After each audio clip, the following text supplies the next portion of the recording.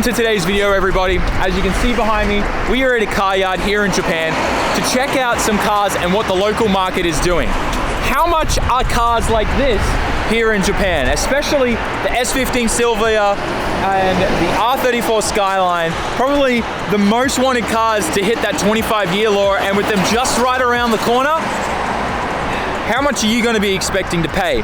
Knowing what they're selling for locally at car yards and retail stores and stuff here in Japan is a really good indicator of what you should be paying stateside when these are available, in a sense. Now obviously they still aren't available stateside just yet, but being able to kind of see what the local market is here for those that are trying to buy them and store them in Japan and stuff is a really good indicator if you're paying too much or not, and kind of a good indicator to know where everything's going to end up once they are available. And probably one of the best car yards to go to here in Japan that is the most trusted and reputable is Garage R, particularly the Atsugi location, because they have a really good range of S15 Silvias and Skylines, like this beautiful GTT R34 here.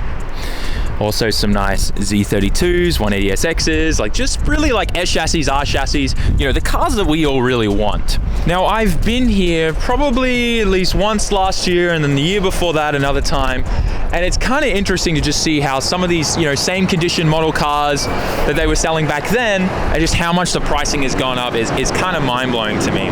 So we're gonna go through and we're gonna go look at every single car here. Doesn't matter what model it is, I'm gonna try and touch over everything so that you guys get a really good idea of the market and what to expect. This thing is incredible, by the way. This Z32 is beautiful. No price tag on it, it just says ask on the tag there. So I'm sure there's gonna be a couple of those today. There'll be some with no pricing, like these cars here that may have just come in from auction and whatnot. But for the most part, everything that's on display here, on the front line and whatnot, it's all gonna have pricing. One thing to take note is we did just get, it's winter right now here in Japan, and we just had some snow and ice and things like that. So all these cars are probably next in line to get a nice wash. As you can see, all the dirt that kind of like comes off from the highway and stuff like that, or the main road that's right here, all just kind of settles on these. So starting all the way at the end here, we've got a couple Nissan Nismo Edition Marches here. I don't think anyone's going to be too interested in these cars. These are, I think, in other places of the world were known as the Nissan Micra. Over in Japan, they were called the March, and Nismo did some really cool kind of editions of them. They pack a pretty good punch for their size and how tiny they are, but we're going to use them as an example so that I can teach you guys about the price card here, right? Now, I'm going to be speaking in prices of USD today. That's the easiest one to kind of give a rough idea by looking at Japanese yen. I normally take 2 zeros off, and that gives you a rough idea. But to read this, you need to take into account that this isn't just like $118 zero, right? Like this point here. This little kanji here kind of represents man, which means like groups of 10,000. So what we're really looking at is 180,000 yen, right? So 1.1 mil yen really is what you want to look at, if that makes sense. Okay, so you take off 2 zeros from that and you're going to end up with $11,800, right? And that's the easiest way to explain these signs. So normally it's in like 3 digits like this, and then when you start getting into the hundreds and hundreds of thousands of dollars, like in USD, then you're going to start seeing, you know, 4 digits and stuff like that. And sometimes they can actually just change the kanji here. So you got to be very careful. I know a lot of people in previous of my videos really haven't understood the pricing and where I was getting it from, and they didn't understand like how the signs work. So I really want to just explain that from the get-go.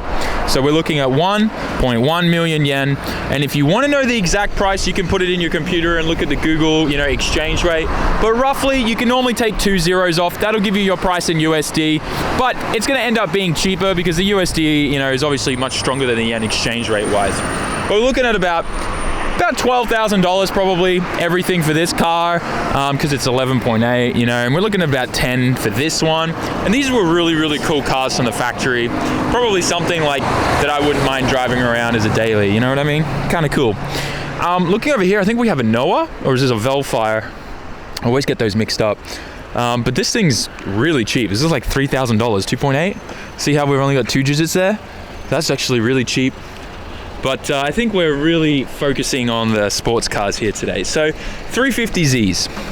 let's go through these. Now, 350Zs actually hold their value fairly well here in Japan.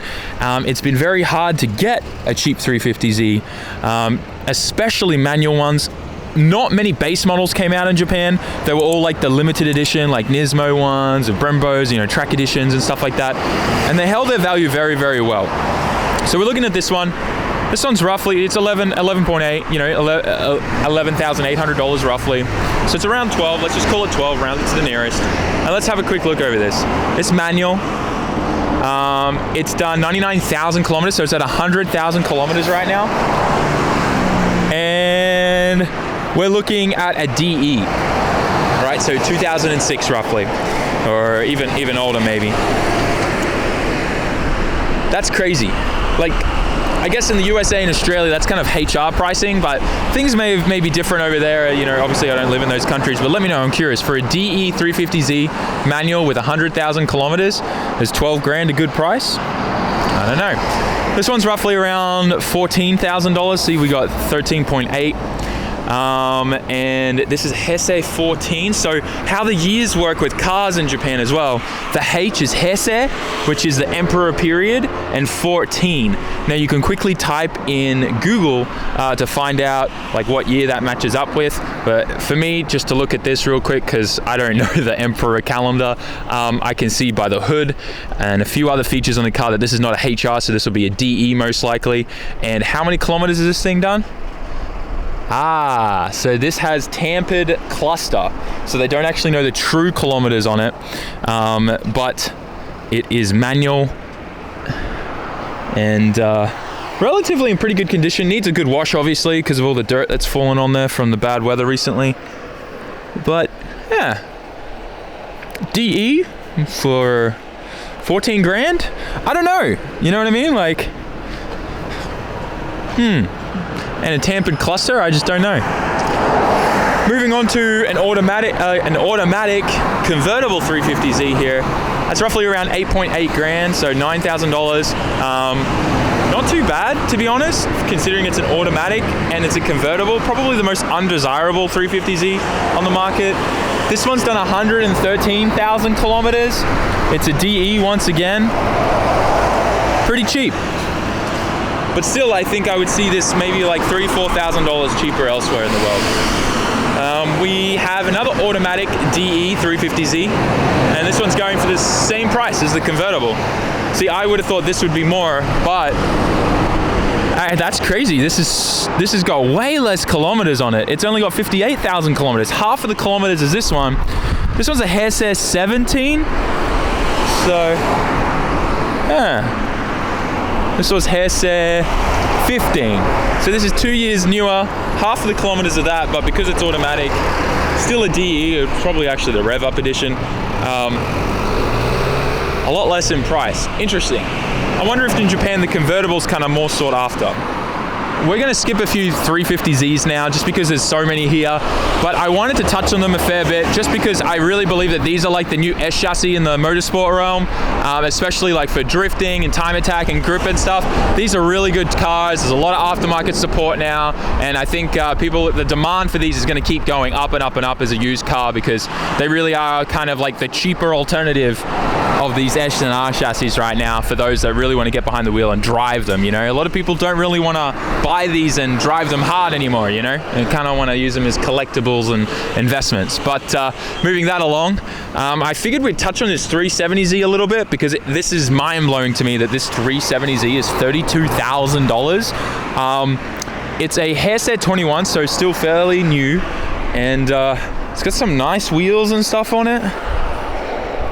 Not too bad. It's got a nice titanium exhaust. Manual, obviously. Really nice. But that price tag, wow. Zs really do hold their value so well here in Japan, actually, especially if they have low kilometers. So these were Skylines here in Japan. What you guys would know is like the Infinities over in the States, I believe. A lot of people actually love putting Infinity badges on these in Japan because, you know, the grass is always green on the other side of the fence. Japanese people want to try and be American, and Americans want to try and be Japanese, and yeah, it works both ways. So V35, I believe they're called, and these are still super cheap in Japan. For instance, this is 8.8 grand USD. Hairset 20, so only 1 year older than the 370Z here. And this has done nearly 200,000 kilometers, 178,000 kilometers. Looks like everything's kind of clean in the engine bay. It looks good. Not too bad. Only like, probably, honestly, after the exchange rate, it's probably like roughly around 8 grand flat. Very cheap car. And then you got the newer version of that for 23. So let's start getting into these S chassis now. We've got an S14 Zenki here. We're missing that front grille. You know, probably not the cleanest one that I've seen. You can see like the hood's got a bit of damage and stuff there, some paint peeling that's just been touched up, some holes in the fender there from some previous canards or something like that. But I like the price. This is an R grade. They include all the, you know, the auction report stuff, because a lot of these cars obviously come from auction and they fix them up and do what they can to make them sellable. And you can see that they give you the full history of the car, all the information, and obviously on their sheet over here, this has done 186,000 kilometers, so it's pretty close up. It's pretty high up there. It's obviously manual. I'm just trying to see if there's any other information. Hairset 8. Looking inside, it's got a nice bride or brid. In Japan, it's pronounced brid, but everywhere else in the world, you pronounce it as bride. Nice bride Zeta 4 seat. Nice Momo wheel. There's a bit of a glare there, it's pretty hard to see. But the whole rear's been stripped out. There's no rear seat, there's no rear parcel shelf. So most likely this was used for drifting and stuff.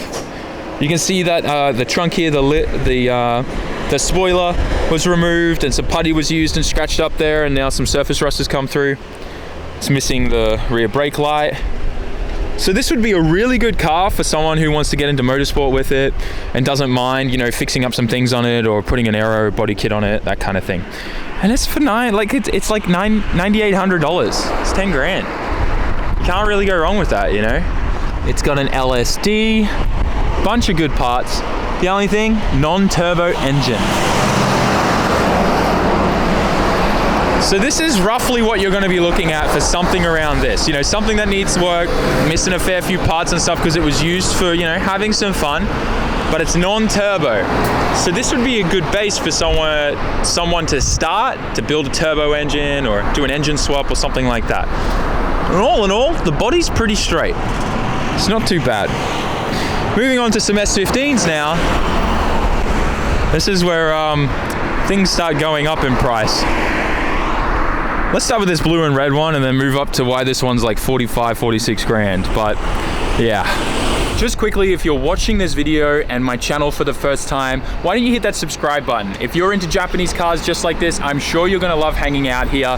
I've been living in Japan for the last 7 years. I am heavily involved in the Japanese car community and culture here, and I'm always documenting stuff here in Japan.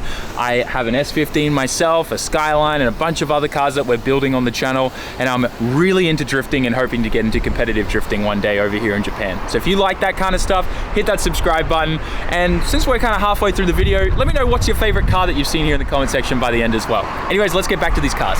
So this blue one here, obviously Spec S non-turbo. It's priced at 16.8, so you know, if you wanted to round up, 17 grand. 5-speed manual, it says here. Obviously non-turbo. It's done 164,000 kilometers, but for the most part, really nice and clean. This would be perfect. Sonic pickup, do an engine swap, you know, turbo, that kind of thing. Really don't see anything too wrong with the body. It looks really nice and straight. Actually, looking here at the auction grading, it was graded at 3.5, which is really nice. It's a really good condition car. That's really not too bad price-wise for these things. You know, I've seen a Spec S S15 with no engine in the USA that got snuck in, selling for almost double this. So that's actually really encouraging to see, and there's still good chance for a lot of you guys out there. If you can snap something like this up now, put it in storage for a bit. And by the way, I just want to touch on, if you guys do want to get a car from Garage R, you can reach out to them and contact them. And you could even go through like one of my friends like Jeff or Rohab, and those guys would be more than happy to get these cars for you, store them and everything so that you guys can bring them in when you're able to. Anyways, moving on to this red one. Once again, another Spec S. This has the, I can't remember the exact name of the package from the factory, but these silver insert lights here was a package option from the factory. Oh yep, they've also got the matching leather seats to match that. That came with those headlights. So obviously NA, so non-turbo. This is an automatic one, and it's done 22,000 kilometers. So very low kilometers, but once again, a Spec S. Let's have a look at the auction grading. So according to this was rated as an R grade. So that generally means, you know, some panels have been swapped, it's been repaired at some point. But honestly, like, the car looks really nice from the outside. It's pretty clean for a Spec S automatic.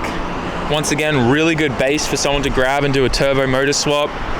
And just so you know, like, between the Spec S and the Spec R, the chassis and everything, absolutely no difference. So really good base to start with if you want to get one of these. The interior seems really, really good. Cluster and the center and stuff, like the center console looks really nice in there. Not too bad. Definitely looks like it's been repainted. That's most likely to do with why it's been graded in R. Yes, it has been repainted. You can see the overspray on the muffler there. Things like that to look out for. But yeah, for the most part, this would be a really good base for someone to start with. For, you know, getting a S15 for relatively cheap and, you know, building it up.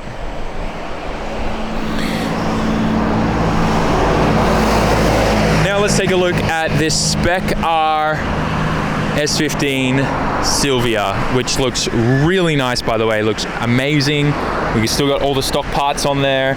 You can see we still got the stock intercooler. Doesn't have fog lights, which is okay. The headlights look really nice.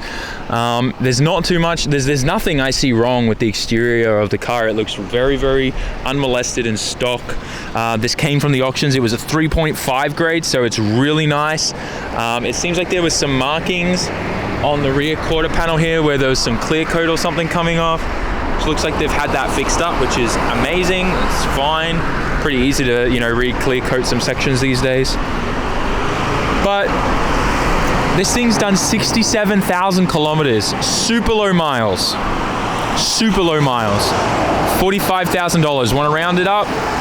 $46,000. Super low miles. Obviously 6-speed manual original transmission. We've got the full original Spec R turbo SR20 engine package in there. Really nice. So if you want to get a Spec R that's in really good condition as it came from the factory, unmolested, be ready to spend close to 50 grand, guys. That's just being real with you. This is what you're expecting to pay currently for these cars. All right, this is a really nice example of one. Moving on to this other one here, it's roughly $31,000 USD. This was once again a 3.5 grade at the auction. Looking here, this has 87,000 kilometers, so a little bit more than this one. True Spec R. It's got some nice LMGT wheels on there in bronze, which is nice to see. Fairly bit cheaper, right? But yeah, still big money. $31,000 for an S15. Like, what did these come brand new from the factory, actually? I don't even know. You can see that the headlights definitely need new lenses on this. The sun's really destroyed this one. So there's a good chance that this sat outside, stored in like the front of someone's house in their car park for a while. Once again, this looks very stock and unmolested. We still got the side mount intercooler, but all of that can be put in, obviously. The hood looks like the clear coat's starting to be a bit sad. But all in all, really not too bad. It's got that nice front bumper on there too that everyone wants. But yeah, really nice. But still, price tag. We got another S15, white one, $36,000, 36.4. 63,000 kilometers, 6-speed manual, turbo, genuine Spec R, really nice white. So a little bit more kilometers, but obviously in a little bit better condition. It's got the wing. Actually, yeah, I just noticed that this one's got an aftermarket wing and stuff like that. It's cool when you see old stickers like this still on the car, because it means it's original paint, it hasn't been messed with. But this came from Nagano Nissan. That's cool to see like the Nissan like sticker when it was bought and purchased. This white one's actually really nice. I like this a lot. It's got the pop-up stereo system in the dash. That's cool. This was graded R at auction because it had a replaced fender. It's funny how like a car that's perfect, no inside damage whatsoever, but if the fender like, you know, got scraped or something and they replaced it, it ends up getting a grade R auction. This is so annoying, especially if it's on record. Makes no sense. Sometimes like there's nothing wrong with grade R cars sometimes. You know, they've literally just had a fender swap, or even like, you know, someone's gone and put FRP fenders on it, like a body kit, put over fenders on it or something, and they get graded R just because of that. Having a look at this one, 25 grand. This one was an R grade as well. Probably around that to 26. 82,000 kilometers, genuine Spec R 6-speed manual. This one's got some nice fiberglass, exactly what we were talking about, fiberglass over fenders, front over fenders as well. Are these real Gunner doors? Oh, they are.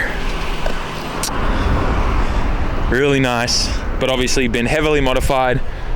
I'm not a fan of those tail lights, but someone else is, so I'm sure this would totally be someone's thing. But yeah, as you can see, aftermarket body kit, some BBS wheels, really not too bad. Then when you think about it, like this thing's got a bunch of stuff already in there. It's probably already chipped and tuned as well. It's been heavily modified inside. It's got all the Defi gauges, 4 Defi gauges, so it's definitely got some really good aftermarket parts. But it's interesting, like the more heavily modified the cars are, you know, obviously they're priced a little bit lower than say that cleaner, unmolested S15. So big price difference here. And 82,000 kilometers. So I think we looked at one that was 80 something thousand kilometers.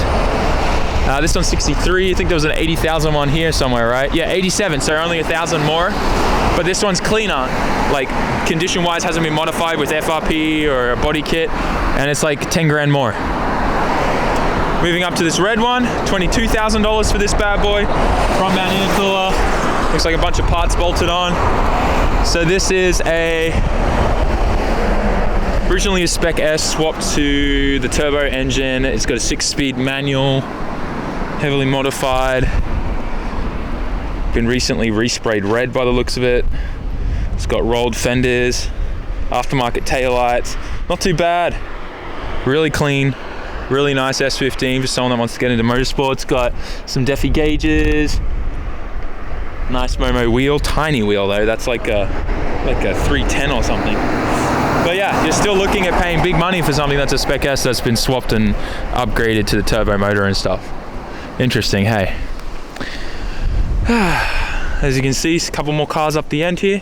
Dude, 32 wheels do look nice on an S15. They really do.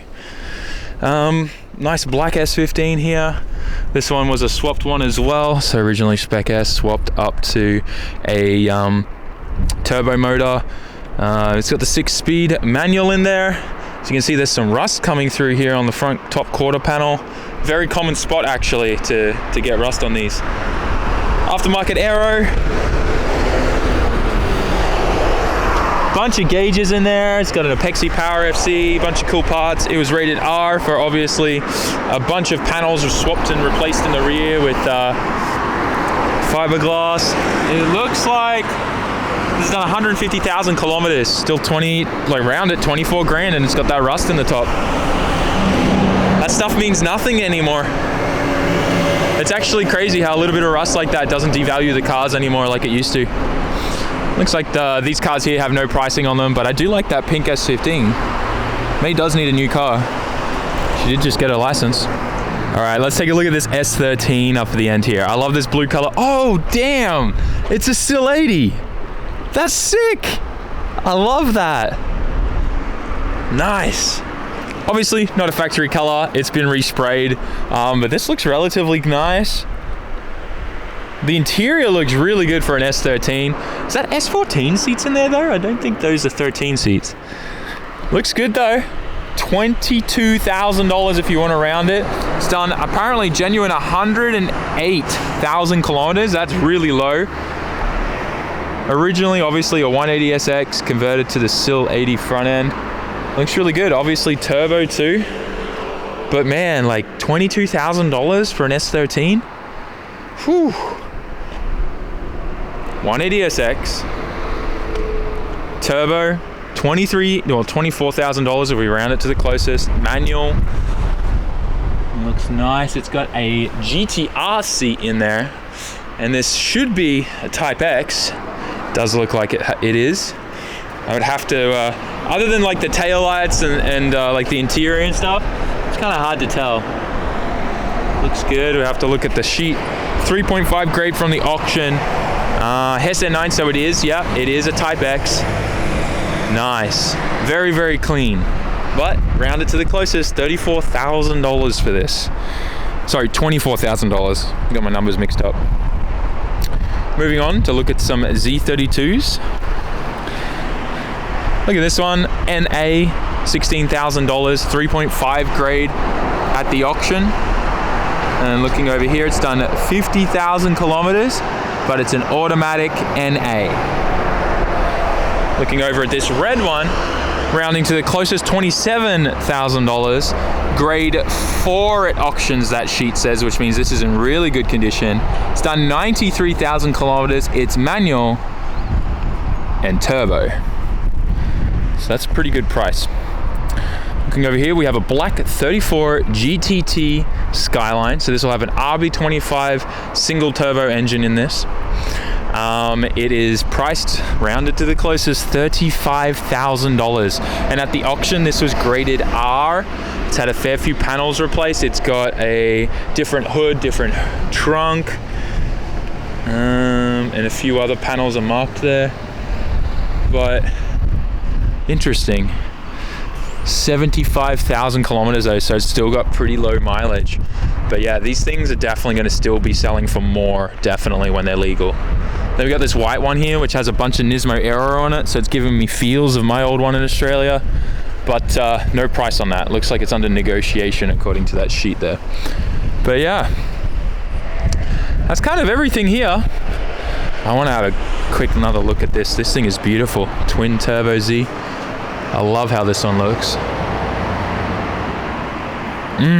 Looks great, especially with those Lamborghini headlights, am I right, boys? If you know, you know. Well, another V35 Skyline thing here, 3.8 grand. These are so cheap. See, this is what I wish these were priced at. Same drivetrain, just these are an uglier shell, I guess, or chassis. This is a 350 GT Skyline over here. But yeah, this one's under negotiations. It's S15 with the carbon hood. A few other cars up here. Doesn't look like there's pricing on any of these, but this 34 GT non-turbo. We've got a 33 Skyline here for about 10 grand. It's a GTST, 4-door. It's not too bad actually, considering. 32 Skyline. Man, I can't get over how much dust has like settled on these from the snow and the bad weather from just having the main road here. Crazy. So there you guys go. I hope you enjoyed today's video and it was very insightful and a good look into the local retail market here in Japan of what people are paying for these cars at car yards. It's pretty windy still, so let's get back in the car where it's a bit quieter. Okay, it is so much better in here. It is quieter, no wind, and it is not freezing cold. I forgot my jacket today, so I've been kind of shivering out there. But anyways, I think it's a very interesting time and period right now, obviously, with the used Japanese car market. Obviously, there are always going to be these collector investment cars now, like V-Spec 34 GTRs and all those kind of special limited run cars. But when it comes to things like S15 Silvias and stuff, I think it's going to be very interesting to see what happens in the next, months to years, just because of, as we come out of this pandemic and governments trying to boost the local economies and roll out new rules and regulations and all that kind of stuff. It's going to be very, very interesting to see what's going to happen to the market. And obviously, there has been a general increase in the used car market. I think some places have recorded anywhere from 10 to 20% increases, maybe even more, just because new car manufacturers have massive supply chain issues. They can't produce anywhere near the amount of cars that they used to meet the demand in the market and all that kind of stuff. Supply and demand really is an insane thing, and especially with that coming into with the 25-year law and all that kind of stuff, it really is an interesting time, and I definitely don't know what's going to happen, but I'm going to be here trying to document as much as I can and what's happening here locally in Japan so that you guys are up to date and know what to expect. But But with that, guys, I hope you enjoyed today's video. If you're here for the first time, hit that subscribe button. I know you're gonna love hanging out here. My name's Sam. I've been living in Japan for the last 7 years now. I am fully like deep into the Japanese car community and culture here. I am heavily into drifting. I got an S15 myself, a Skyline, always building cool cars, always going to drift events. My goal is to get into some competition level drifting one day. But yeah, I'm sure you'll like it here, so hit that subscribe button, smash that like button, write me a comment, tell me what was your favorite car here. And with that, I'm gonna head home, but I hope you enjoyed and I'll see you in the next one. Peace out. Ciao mata.